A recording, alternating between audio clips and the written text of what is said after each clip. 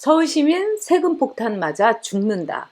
저도 서울시민이고요. 제가 어찌하다 보니까 이렇게 강남에 와서 살고 있는데, 저 작년에 세금을 마이너스 통장을 이렇게 해갖고 간신히 냈어요. 뭐 제가 지금 수입이 있는 것도 아니고, 정말 저는요, 세금 많이 낸 사람이거든요. 근데 이 세금 고지서라든가 이런 거를 이 우체하면서 이렇게 딱 필 때마다, 와, 막 이렇게 가슴이 철렁 내려앉는 거예요. 그래서 저는 지금부터 공포해요. 오늘 이번에 재산세와 올해 그 다음에 종부세를 어떻게 낼 것인가. 저는 정말 여기가 재건축만 얼른 되면요, 진짜 팔고요, 저 분당이라든가 경기도로 좀 갈 생각도 있어요. 왜냐하면은 저는 돈을 쓰고 싶지 이렇게 깔고 있는 스타일도 아니고. 그런데 이번에 이제 오늘 어제 오늘 나온 뉴스를 보니까 정말 세금 때문에 자살하는 서울 시민이 분명히 있을 거다. 이거 정말 무슨 자살 예고편을 제가 하는 게 너무 저도 찜찜하고 그런데 이럴 수밖에 없습니다. 자, 영국에서요, 이 원래 파운드를 12진법을 했는데 그 10진법으로 바꿨어요. 그때 자살한 할머니, 할아버지들 굉장히 많으셨어요. 자, 은퇴한 지 10년, 20년 넘었어요. 그런데 집 한 채 있는 거예요. 그것도 옛날에 강남에서 뭐 제가 어저께 들으니까 뭐 90 몇 년에 강남에 아파트 30평이 저기 미도 상가 있는데 성경 아파트 이게 뭐 2억 7천이었다는 거예요.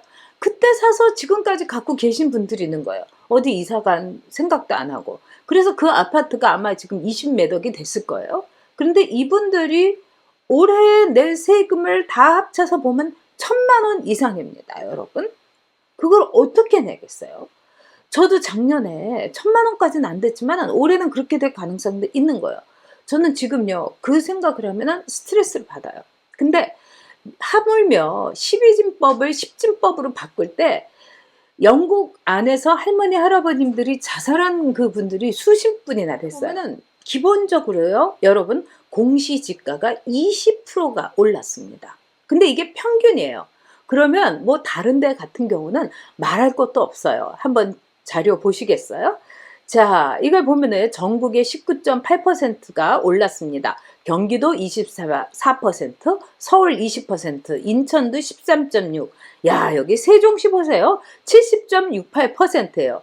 그러면 세종 시민은요, 와, 작년에 뭐 거의 그냥 더블 정도가 아니라 이거는 따따따블이다. 이렇게 보시면 될 겁니다.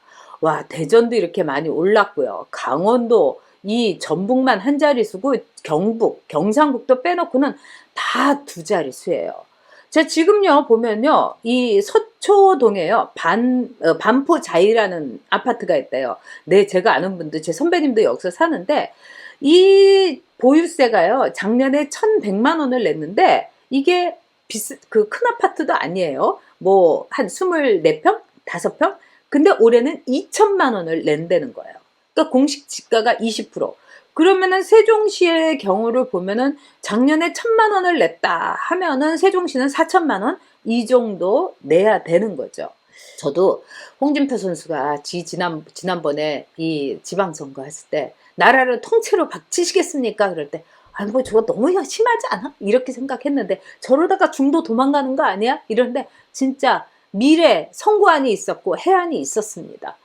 자, 그런데 지금 보면은요, 문재인은 주도 세력을 바꾸려고 하는 거죠. 그래서 모든 사람을 가난하게 만들고 자기를 안 찍어준 강남 사람들을 이 세금으로 괴롭히겠다. 이렇게 얘기하는 거죠.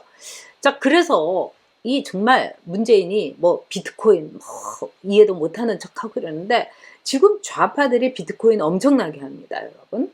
그리고 비트코인 뭐 세금을 지금 이게 더 연기된다는 말까지 있을 정도예요. 하도 좌파들이 비트코인을 많이 해가지고요. 근데 제가 보기에는 이런 종부세, 그 다음에 터무니없는 징벌적 과세, 이게 문재인 좌파 정권한테 우리가 안겨주는 비트코인이 아닌가 이런 생각이 들어요.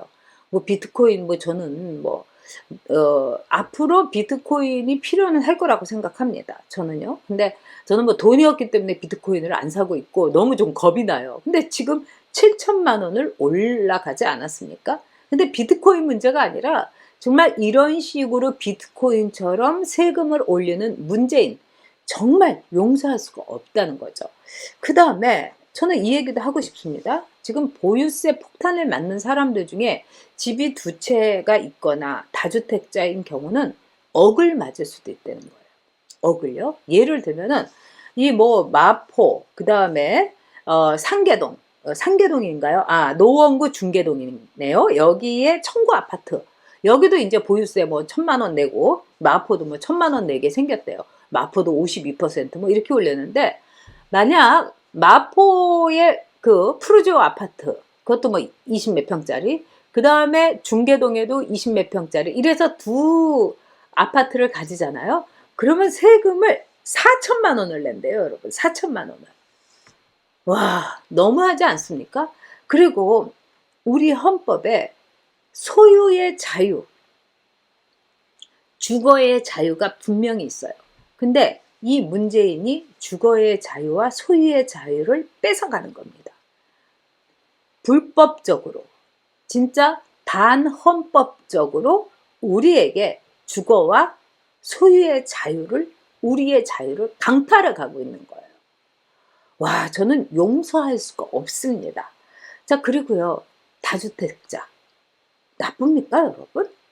제 친구는요, 어렸을 때 정말 집달리가 와갖고 집안에 있는 거 다 갖고 가고, 어머니가 이제 한 채 남은 집 없다고, 나는 집 없이 못 산다고 어머니가 막 땅을 치고 통곡하는 걸 보고, 이 친구는요, 제일 먼저 돈 벌어서 하는 게 어머니한테 집 사고, 그 다음에 자기 집도 산 거예요. 그래서 세 채가 있어요, 세 채가. 그리고 집을 세 채를 사니까 내 인생이 성공했다는 생각이 들더라는 거예요. 그렇게 어렸을 때 집 뺏겨갖고 월세로 전전하고 이러다가. 아니, 능력 있으면은 집 세 채 사도 되는 겁니다, 여러분. 부자가 집 세 채 사서 인테리어 딱 하고, 이렇게 할 수 있는 거예요. 어머니 딱 사드리고요. 아니, 그걸 왜 못하게 하는 겁니까? 정말 그 당시에 여자들이 상속녀가 되면은 정말 그 사방에서 음모에 빠져가지고 재산 뺏기고 길바닥에 나는데, 아주 똑똑해가지고 재산을 많이 늘렸는데 집을 특히 좋아했어요. 그래서 트럼프가 산 마라라고 그 이 어마어마한 저택이 바로 포스트가, 그 메리워더 포스트가 살던데요. 마조리 메리워더 포스트. 근데 이 여자는 집을 참 좋아했어요. 그래서 거기를 많이 장식을 하고, 그 다음에 미국의 이른바 이 미술, 그 에르미타주 그 콜렉션도 많이, 러시아 작품도 하고, 그 다음에 기부도 엄청나게 했어요. 아니, 부자에게 왜 돈을 쓸 수 있는 자유를 못 주고 이렇게 부자들을 못 살게 구냐고요. 미국이 오늘 이렇게 부자가 된 거는 한마디로 뭡니까? 부자들을 굉장히 존경하는 풍토가 있었기 때문이에요. 아, 부자를 정말 부러워하고, 나도 부자 됐으면. 근데 노무현이는 어떻게 했습니까?